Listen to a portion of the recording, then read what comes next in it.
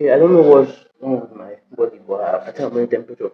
But as I didn't want to do this test review, I've been thinking of doing test review for like before the test and also after the test. Before the test, I'm going to use past question. After the test, I'm going to use the actual test question. But like after I woke up this morning, my body was doing me yama yama yama. So I said I'm going to not do it. But as I was outside, I think I was using internet. I was using internet just outside here. About two people came to my meeting saying that, oh, this was my video, this was my YouTube video. Honestly felt happy. I was so happy about it. So I said that no matter what, I think when I say my body is hard right now, everything headache and everything that was going. So I just say immediately I'm going to do this test review before I go back to the still. So I was given a few minutes to rush up and finish up test review. And that's what I just finished up now. But I'm making this video. It's going to be at the first of the video, but I'm making it after I made that video, that kind of thing. So test review for this test, next test that we're having tomorrow. I've made it already. I'm going to post it today. You can use it and prepare for the test. You can use it for the test that we're having tomorrow by two, I think 2 to 3. So study hard. After I watch the video, you can study hard. If you have any questions, you can ask me inside the comment section. Um, Stay excited basically because any other thing that you need to understand, you have inside the comment section. Meet me in class before the test. I think on Thursday I'm not having any class till later on, so you can meet me by that Thursday and I will put you through that kind of thing. And thank you so much for being and with me. If you're not subscribed, please subscribe because I really need your subscription. And thank you so much for everything. And I hope you enjoyed the video. Yeah. This video as example. So most of you have been saying that my video is slow, my video is slow. So I'm going to use this video as example. I'm talking fast and everything, so the video will be shorter than normal video. I think my normal test review is like 2 hours. This one will be actually a little bit more than an hour or less than an hour. So I'm going to use this one as a test for people to see. Do you really enjoy me talking fast and just solving, or do you actually enjoy the instant the deep explanation?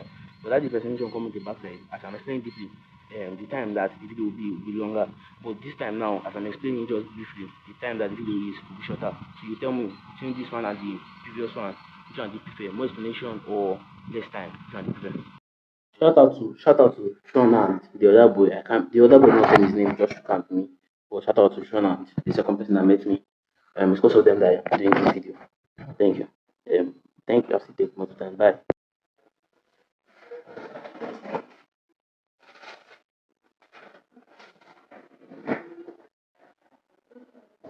Question 1. If f of x is equal to the square root of x plus 4 and g of x is equal to 2x squared minus 3, we should find f of g of x. We should find value of x where f of g of x is equal to 17. Good and fine. Let's first of all find out what f of g of x is. F of g of x, since f of x is equal to square root of x plus 4, then f of g of x will be square root of g of x plus 4. So we have f of g of x is equal to anywhere you see x here, you put g of x. That will be square root of g of x plus 4. But what's g of x? G of x is equal to 2x squared minus 3. So f of g of x is equal to the square root of 2x squared minus 3 plus 4. Minus 3 plus 4, that is plus 1. So we have f of g of x is equal to square root of 2x squared plus 1. Square root of 2x squared plus 1. Okay, that's 4. And then now ask us what is f of g of x? Sorry, what is x when f of g of x equals 17? So now since now f of g of x is equal to this, then what is x when f of g of x equals 17? So that this we're going to forcefully let square root of 2x squared plus 1 equal to 17. Then we'll now find out what the value of x is. So 2x squared plus 1 is going to equal to 17 squared. Can I do this in my head? I think so. 16 squared is equal to 256. 16 squared plus 16, that would be plus 32 plus 33. That would be 9, 8 to 89. I'm not sure if this is correct. Let me check it. 17 times 17, 7 times 7, that is 9, 4. 7 times 1, that is 7 plus 4, that is 18. That is 7, that is 1. Okay, that's 259. Okay. So 2x squared plus 1 is equal to 289. Subtract 1 from both sides, we have 2x squared is equal to 288. Divide both sides by 2, we have x squared is equal to 144. And that means x is equal to the plus or minus of 12. It's plus or minus because plus 12 power of 2 is equal to 144 and minus 12 to the power of 2 is equal to 144, which question 1, I don't know the option because I wrote down this, but I'm not reading me much pain. So, question 1, x is equal to the plus or minus of 12. I would, when I write it down, went to the option. Question 2,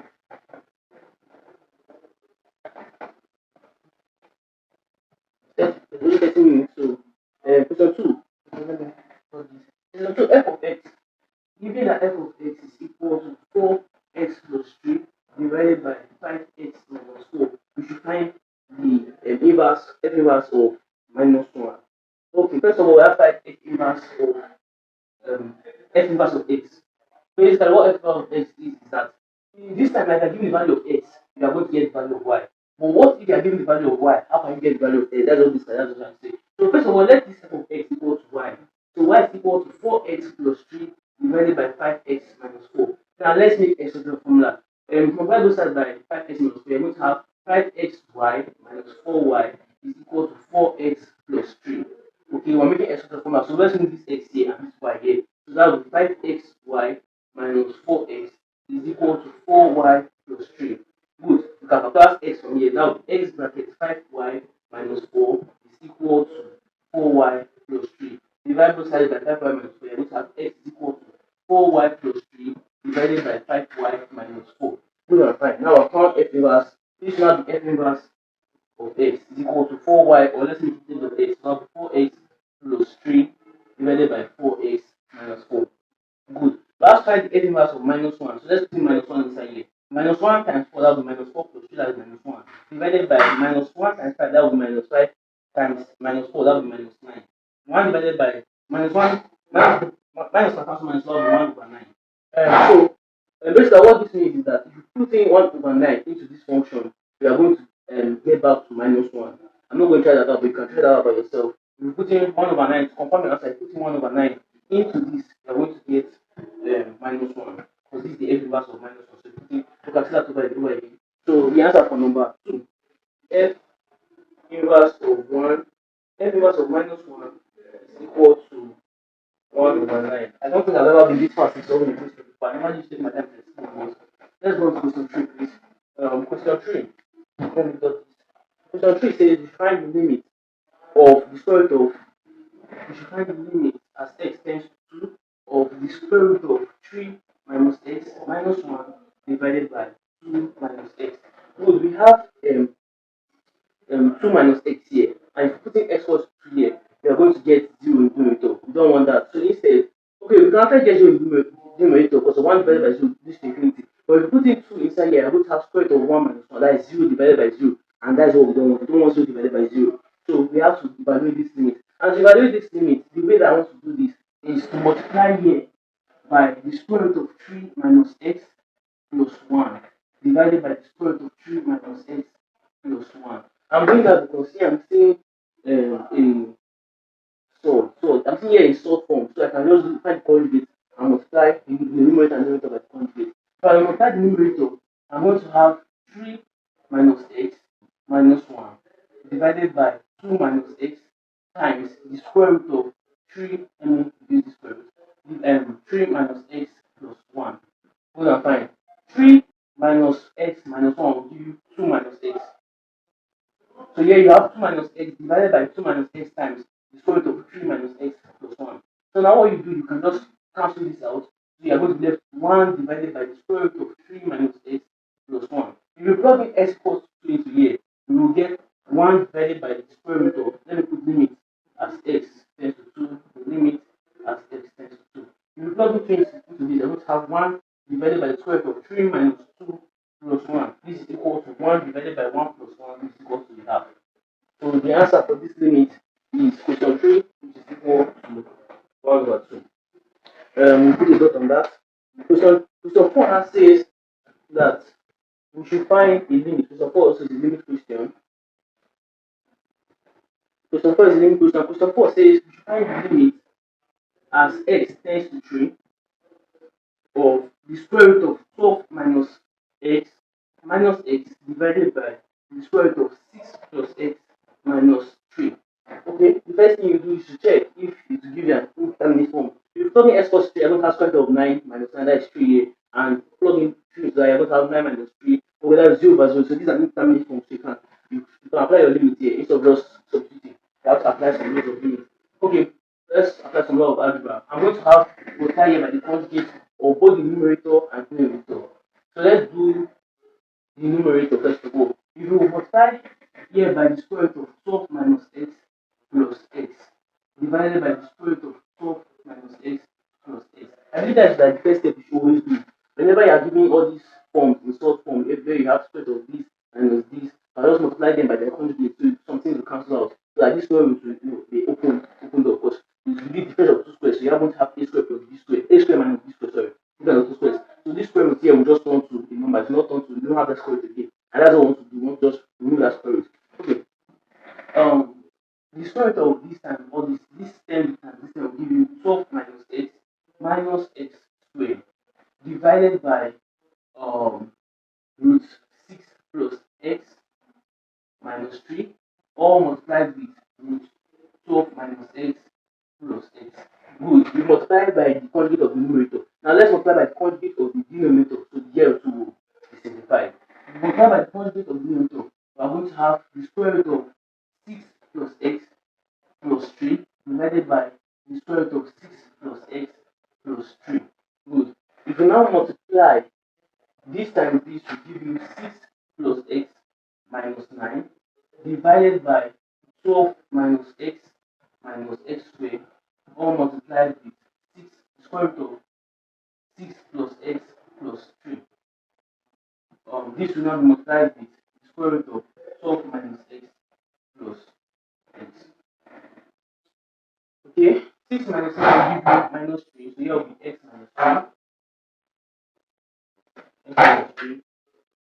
Okay, x squared. This minus x squared, let's solve this polynomial. We have x squared plus x minus 12. This will be x squared plus 4x minus 3x minus 12. This will be x bracket x plus 4 minus 3 bracket x plus 4. This will be x minus 3 minus x plus 4. So here now, this thing is equal to x minus 3 times x plus 4. So here will be x minus 3 times x plus 4 times the square root of 6 plus x plus 3 divided by, I know it's going to be complex. So what I just did here, I first of all multiply by the conjugate of the numerator, then multiply by the conjugate of the denominator, then now I'm simplifying. This is your first part, this is your second part, this is your third part, this is your fourth part now.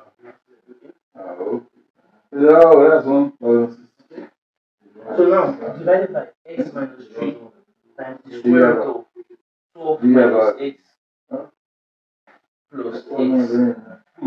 This here, this thing here, x minus 3 comes out to x minus 3. So all I'm going to be left with here is x plus 4 times the square root of 6 plus x plus 3 divided by the square root of 12 minus x plus x.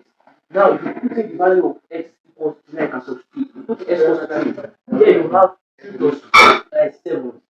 This equals to 7 times.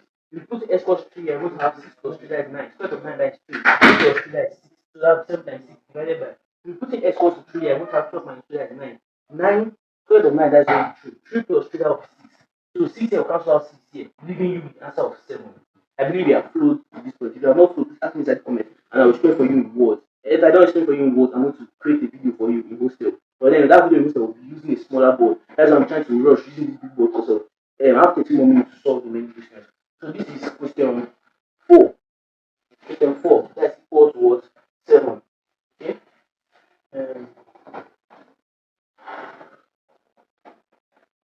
I'm going to run down some ailments. I don't know what is happening, but my head is just struggling.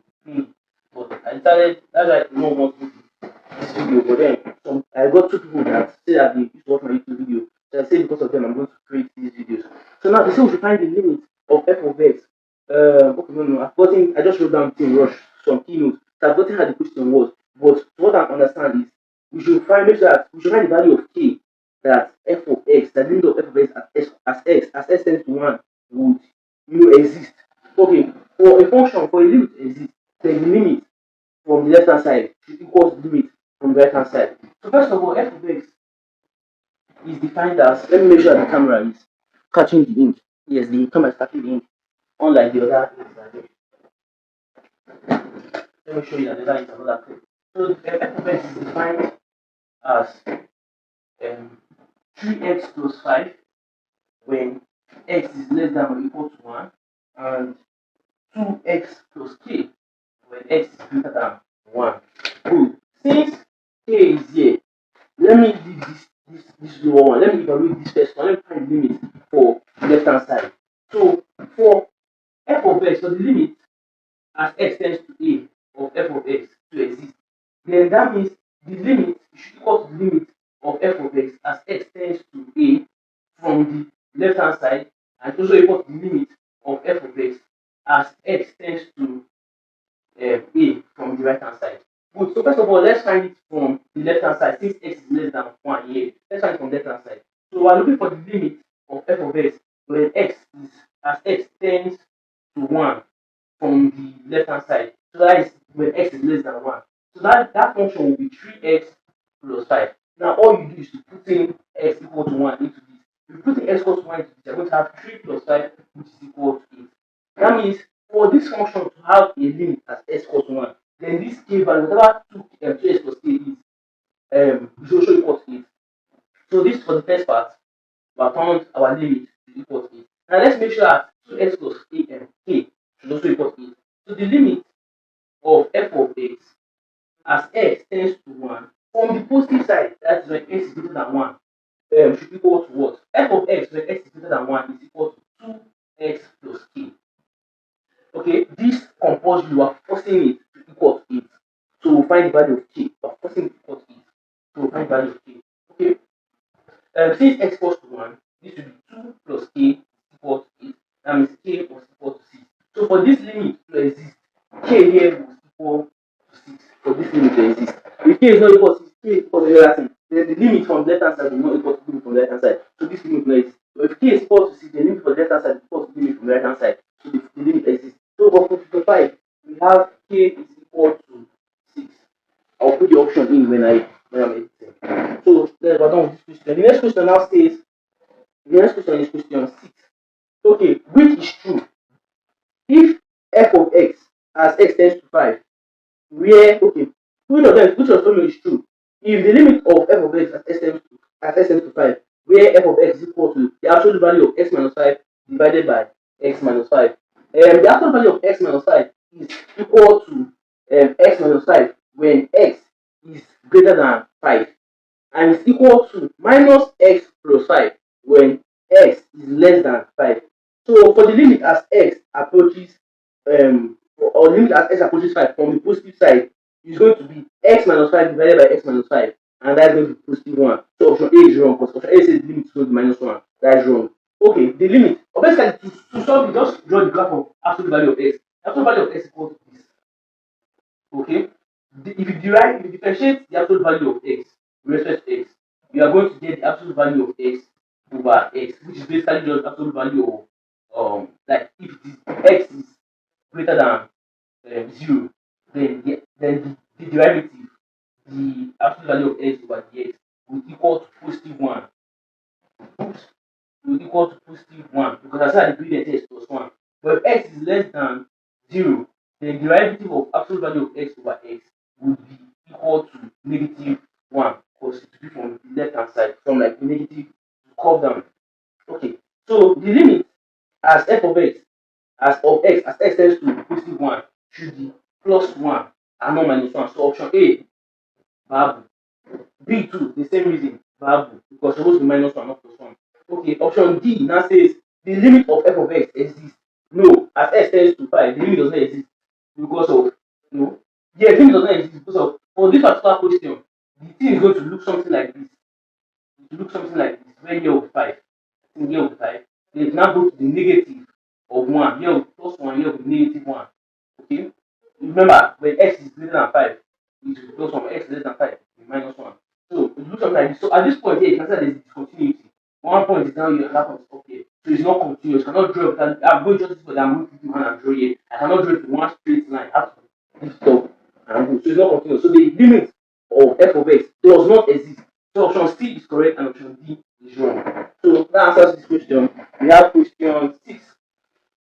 Question 6 is option C. I wrote down option C. I wrote down the option because this question is the one that they'll give you the options and you're supposed to work with the options. Like if I tell you which of the radius is, which of the circles have the greatest radius, and I give you option A has an area of 2, option B has an area of 3. Then you know that option B will be, have greater radius. That kind of thing. So you're going to use the option to solve the question. So I'm done with this question. That is 1, 2, 3, 4, 5, 6 up. Now I'm going to question 7. Question 7. Now, for those people that always tell me that, oh, your videos are too long, how do you want me to watch a long video like that? Well, this is how the video will be if I'm trying to reduce this time. Because I have to always speak fast. I'm not going to solve too in depth. Okay, there's 6 more minutes. I don't think I'll make it. Okay, what point is f of x continuous? F of x is equal to x plus 2 divided by x minus 1 times x minus 4. So at what point in time is f of x continuous? Well, f of x is going to be continuous at every single point except for this critical point where x is equal to plus 1 and x equals to minus 4. Sorry, when x equals to plus 1 and x equals to plus 4. Because at this point in time, you're going to have divided by 0. So it's going to be discontinuous at this point in time. But at this point in time, you're not divided by 0. So you're going to have discontinuity at this point in time. So it's going to be the whole real numbers minus when x is equal to 1 and minus when x equals to 4. The way to represent this is from negative infinity all the way down to plus 1. Then it breaks. Plus 1 is not included. Then we are going to join another set again from 1 all the way down to 4. It breaks again. 1 is not included here, 4 is not also included here. Plus again from 4 all the way down to infinity. 4 is not included here. So you are going to have curve bracket negative infinity to 1, curve bracket the linear set 1 to 4, curve everything is not going to be closed bracket. It's not going to be square bracket. Because if you square bracket, then that means 1 is included or 4 is included. But it's going to be curved bracket because 1 is not included, 4 is not included, negative infinity is not included, and infinity is not included. Let's go to the next question. That is the end of this question. So it's going to equal to question 7 from negative infinity to 1, from 1 to 4, and from 4 to positive infinity. Now let's go to question 8. Question 8 says if f of x is equal to, okay, question 8, if f of x is equal to x plus 3, and they give you intervals, they said from 0 is less than x, less than equal to x, less than equal to 4, then what is going to be the range? Good. So to find the range of this, right, it is if you plug in x, if you find f of x, now you're finding f of 0 should be less than or equal to f of x, should also be less than or equal to f of 4. Good. F of 4. F of 0 is going to be 0 plus 3. So that's 3. 3 should be less than or equal to f of x is going to equal to x plus 3, but let's put that f of x because we are finding the range. Okay? This should be less than or equal to f of 4 is going to equal to 4 plus 3, that's 7. So our range is going to be from 3. 3 is included because it's plus or minus. 3 is included from 3 to 7. 3 to 7. That's our interval. So question 8 is going to be from 3 to 7. Good and fine. Okay? We're done with that question. The next question now, they are all domain. I think domain and range. We just saw the range question now, so I think the rest of the domain questions. So there's still a range question here. Okay. The next one says find the domain of f of x equals to square root of 3x plus 5. To find the range, let's first of all find the domain. So to find the domain, what here can break mass? Well, that is easy. 3x plus 5 should not be less than 0. Because if 3x plus 5 is going to be less than 0, then you're going to have the square root of a negative number, which you don't like in mass. So 3x plus 5 should be greater than or equal to 0. So 3x should be greater than or equal to minus 5, and x should be greater than or equal to minus 5 over 3. This is our domain. Let me call that D. This is our D. X is greater than or equal to minus 5 over 3. Now let's find our output or our codomain. Our codomain, which I call CD or O, is going to be when we make x of the formula, what will break mass? So let's make x of the formula. We have y is equal to the square root of 3x plus 5. Y squared will equal to 3x plus 5. That means y squared minus 5 divided by 3 will equal to x. Now we have made x of the formula. All the values of y from the real number can work here because you're not going to have any divided by 0. You're not going to have any square of negative number. You're not going to have logarithm of any number from 0 to negative infinity. You're not going to have anything that builds mass. So y square minus 5 over 3 is good to go. So we have our codomain. Our codomain is the whole set of real numbers. That's our codomain y is going to be the whole set of real numbers. Good. Now let's find our range. For the range now, we are going to look at this codomain and strictly put it to have an output. For it to be a function, then all the inputs must have an output. Every single input must have an output. So we're going to restrict this output to have an input for them to be part of the range. For them to be part of the range, we have our codomain is y squared minus 5 over 3 is equal to x. We already found what x should be. Our possible values of x. Our possible values of x is what? Greater than or equal to what? Minus 5 over 3. That means y squared minus 5 over 3 should be greater than or equal to minus 5 over 3. But that goes by 3, I'm going to have y squared minus 5 should be greater than or equal to minus 5. Cancel minus 5, I'm going to have y squared should be greater than or equal to 0. That means y. This implies that y should be greater than or equal to 0. That means y should be positive. So our domain, oh my god, they ask us for domain, they don't ask us for range. They ask us for domain, these are our domain. So this is x is greater than or equal to minus 5 over 3. So question 9, x is greater than or equal to minus 5 over 3. Okay, the next question now is to find domain. They ask us for domain long range. So all those ones are extra work. Okay, they asked us to find the domain of, okay, I've found this one. Let me put the mark on it. Okay, they asked us to find the domain of f of x equal to the square root of minus x squared minus 2x plus 8. So the first thing to do, my time is up, but I'll wait for Mr. Bala to come back so. Okay, the first thing to do is to make sure that, okay, if you find the domain, then that means you're only taking one step, making sure that we're not going to break mass. And you can break mass if you have a negative number. First of all, I'm showing that minus x squared minus 2x plus 8 should be greater than or equal to 0. Good and fine. Now let's solve this quadratic. You have x squared minus 2x plus 8 should be greater than or equal to, no, should be less than or equal to 0. Because you know, we're multiplying by minus 1, so the sign will flip. So x squared minus 2x plus 8 should be less than or equal to 0. Okay, let's evaluate this. You have x squared minus, let's say 4x plus 2x plus 8 is less than or equal to 0. Now go ahead this anyway now. You have x minus 4 plus 2 bracket x. Oh my god, no, this is not 4. Because here will be plus 8. Here will be plus this. It's not going to work. Okay, let me look for another number. So I'm looking for, let me do the old school method. We're looking for two numbers that when you multiply them together, you're going to have 8. And when you add them together, you're going to have minus 2. Let's think of 6 and 2. If you multiply, no, 4 and 2. Multiply them together, you're going to have, oh my god, I really don't know what I'm doing. So that apply, oh my god, I really want to use time here, so I'm going to apply this thing on my formula. Minus b, that will be 2. Plus minus the square of b square, 4. Minus 4ac, that will be minus 4 times 8. Oh, this is not going to work out. This give me an imaginary number. So I think I made a mistake when I was copying down the question. I'm getting minus x squared minus 2x plus 8. I wrote down the wrong question. No. This is the correct question. This is the correct question. This is going to, by the time I multiply by minus 1, this will be x squared plus 2x minus 8. Good. So let's confirm what we do. X squared plus 4x minus 2x minus 8 should be less than or equal to 0. Good and fine.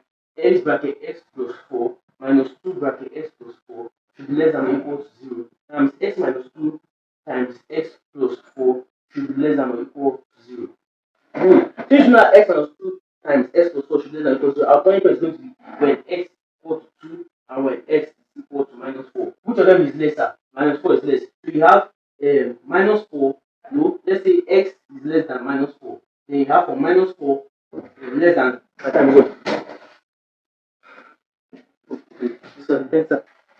Because no Mr. Bala, let's continue. Okay, we have for minus 4 less than x less than 2. Less than 2. Then the last one is x is greater than 2. So now let's find the one we're looking for. Okay. When x is less than minus 4, x minus 2 is less than minus 6. So this is negative. When x is less than minus 4, x plus 4 will be less than 0. So this is negative also. When x is between minus 4 and 2, x minus 2 will be between minus 6 and 0. So this is negative. When x is between minus 4 and 2, x plus 4 will be between 0 and 6. So this is positive. When x is greater than 2, x minus 2 will be greater than 0. So this is positive. When x is greater than 2, x plus 4 will be greater than 6. So this is also positive. multiply them, you have positive here, you have negative here, and you have positive here. We're looking for less than 0, so we're looking for negative, and that is this one. And that set is between -4 less than x less than 2. So this is the set we're looking for. These are what we have to make. We say less than or equal to, so this is less than or equal to, this is less than or equal to, less than or equal to. So we have from -4, -4 is equal to, because this is less than or equal to, that -4 is equal to all the way down plus 2. So we are using square brackets. So this one we are going to have x is no. Yes, x is inside the set of -4 all the way down to 2. Okay, let's go to question 11. Okay, we're making progress. We're making progress. I think there's 5 more questions.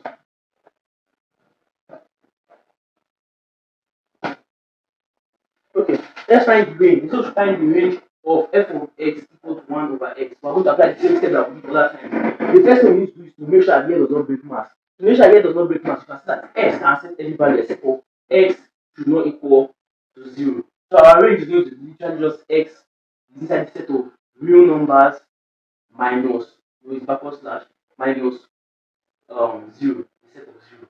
Then we can also write this down as negative infinity all the way down to 0 not included, union 0 all the way down to positive infinity. Oh God, please, Mr. Bola, give me more time. Okay, I think it's coming. Okay, let's find out this is our range. No, this is our domain, sorry.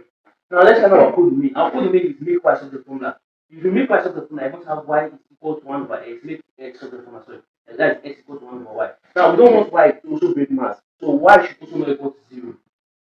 So our codomain is going to be the same thing, minus infinity all the way down to 0 union 0 all the way down to positive infinity.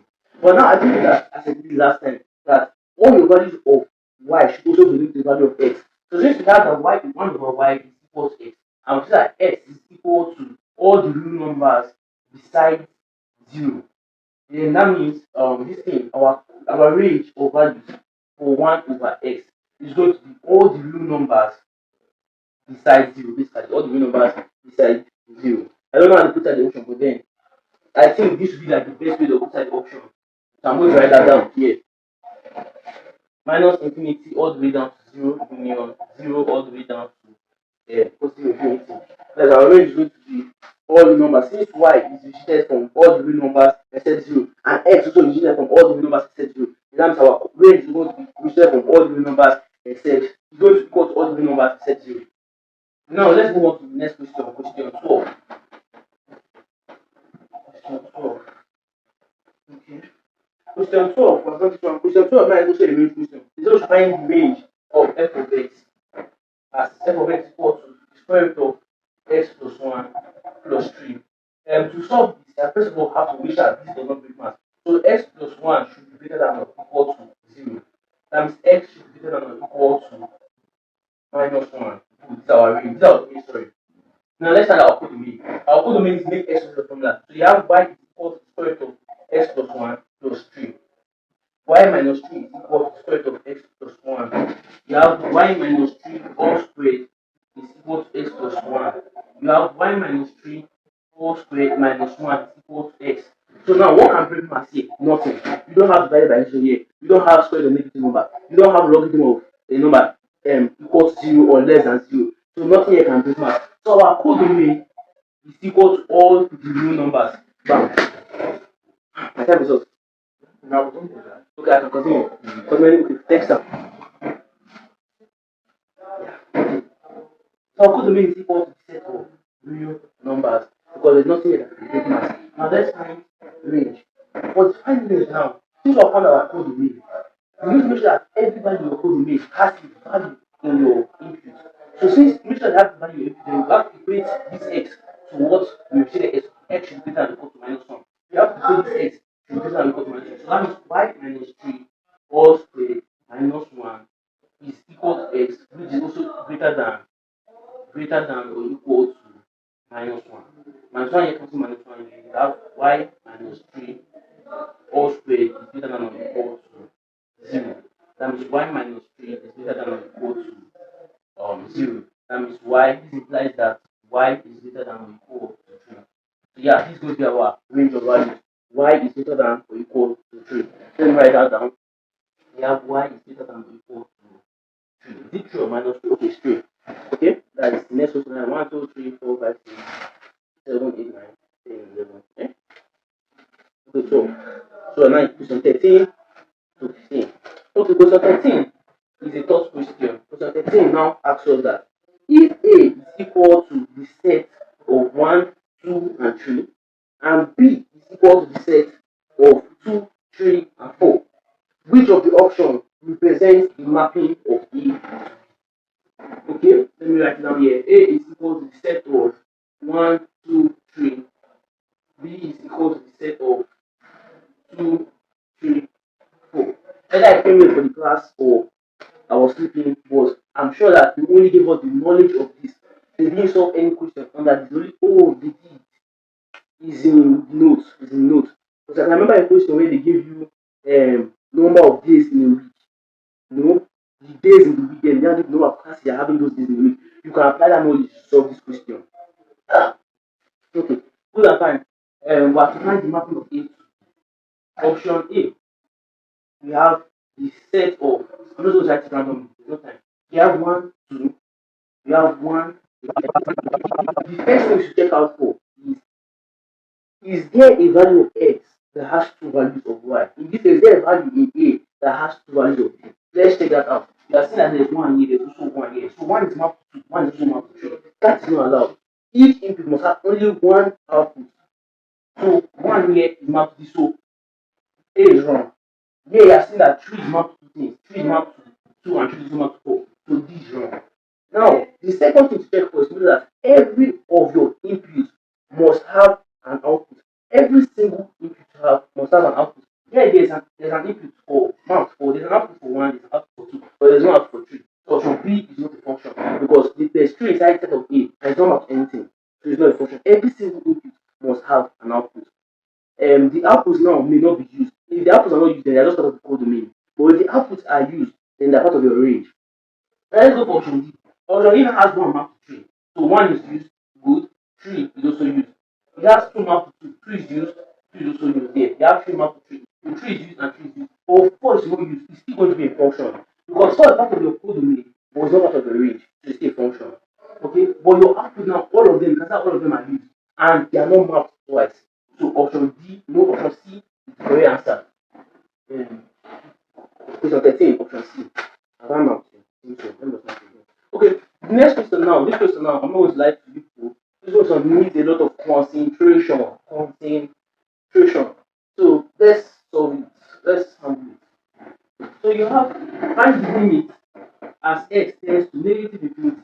No, to they say negative infinity, not positive infinity. Negative infinity of the square root of 4x squared plus 5x plus 8 divided by 4x plus 5. The first thing you're doing is not a question, right?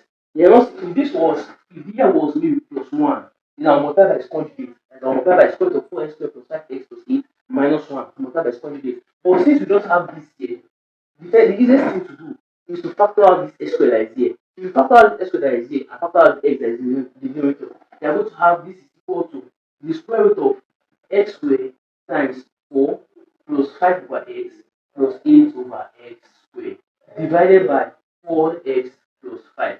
Now let's also factor out x from here. Now x bracket 4 plus 5 over x. Good and fine. Okay, this is not equal. This is the limit as x tends to negative infinity. Now let's break these two multiples here. If you have the square root of a times b, the same as square root of a times square root of b. So if you break that, that's going to give the square root of x squared times the square root of 4 plus 5 over x plus 8 over x squared. If this was tending to just plus infinity, then you don't need to do the same. But since tending to you need to be careful that you're not breaking anything in math. So now let's divide both sides by x bracket 4 plus 5 over x. Now let's analyze the square root of x squared. Number one, what is square? If something raised power of 2, then that means even if it's negative, it's not positive. Even if it's positive, it's inverse positive. Then that square root now, the output must always be positive. You cannot have the square root of a negative number. Remember, we're dealing with the real numbers here, we're not dealing with the imaginary numbers. So you can have the square root of a negative number. So you cannot have an output of square root that is negative. All your outputs of square root must be positive. Good and fine. Now let's pick a value. Let x equal to 5. If x is equal to 5, then x squared is equal to 25, and the square root of x squared, the square root of 25 will give you 5.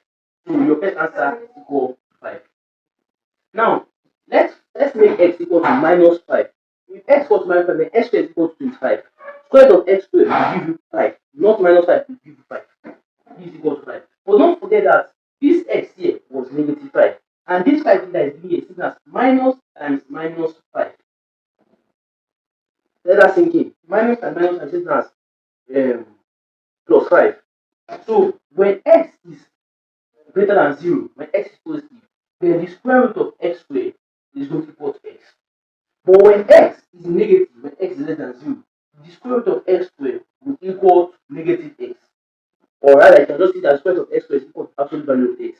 So in this case now, x is tending towards what? X tending towards the negative infinity. Since the negative goes to x is less than 0, since x is less than 0, that means we're going to deal with the square root of x squared is equal to minus x. That's what we're going to put here. Instead of square root of x squared, since x tending towards negative infinity, this will be minus x here. Good. So this s here can cancel s here. I'm going to be left with minus the root of 4 plus 5 over x plus 8 over x squared divided by 4 plus 5 over x. Now, as x tends towards negative infinity, 8 over x will tend towards negative 0 or just 0. So you have 4 plus 0. So here will cancel out. Or you can write as 4 plus 0. 5 over x, same thing happens. You have plus 0. 8 over x squared, same thing happens. You have plus 8 over infinity square, so that is going to be 0. So here you have minus the square root of 4 divided by 4, which is equal to minus 2 divided by 4, which is equal to minus 1 over 2. And that's our final answer. Option 14, question 14, the limit equals to minus the half. I'll go over this one again because it may be complex. But if you have the square root of x squared, if x is negative, let's say minus 5, then if you are doing your own and saying square root of x squared is equal to x, then don't forget that you're going to have negative 5. That is square root of 25 is going to equal to minus 5. And that is wrong. Square root of a number is limited to only just the positive value. It's only if you have plus minus square root of that, like your almighty formula, that's when you're going to have the plus or the minus. But square root on its own is not going to give the positive answer. It's a function. Square root is a function, so it's going to give the positive answer. So now how do you have square root of 25 equal to minus 5? That is wrong. So for negative numbers, square root of x squared is equal to minus x and not just plus x. Let that sink in. Like literally, the sink is outside, let it sink in. Okay, I don't know how to do it. For question 15, question 14, question. You have f of x is equal to 1 over x. So we should find f of x minus f of a divided by x minus a. F of x is equal to what? This is equal to 1 over x. F of a is going to be 1 over a because you put in everywhere you see x here. You have 1 over a divided by what? X minus a. Okay, don't be annoying and tell me that you come and cancel x minus 1 here, you now have 1 over 1. Let's do this systematically. 1 over x minus 1 over a will give you 1 over rho. Let's draw a long line. You have ax. Ax divided by x, that would be a. We have a minus ax divided by a, that would be x, times minus 1, that would be minus x, all divided by x minus a. So you can now do a minus x divided by ax times x minus a. Then you have a minus x, then you have x minus a. So you just multiply here by minus 1. And here will not come to x minus a. You flip x minus a. So x minus a here can have that x minus a here. And you have minus 1 divided by ax. Good and fine. So this is going to be your final answer. For question 15. Question 15, all those blah blah blah is going to be equal to minus 1 over ax. I hope you people find this video useful and use it for your test review. Use it for your prepare for your test. Use it to prepare for your test. Thank you so much for watching. Bye. Oh, well, thank you. Did everything? Yeah, I think so. Hope people understand. Bye.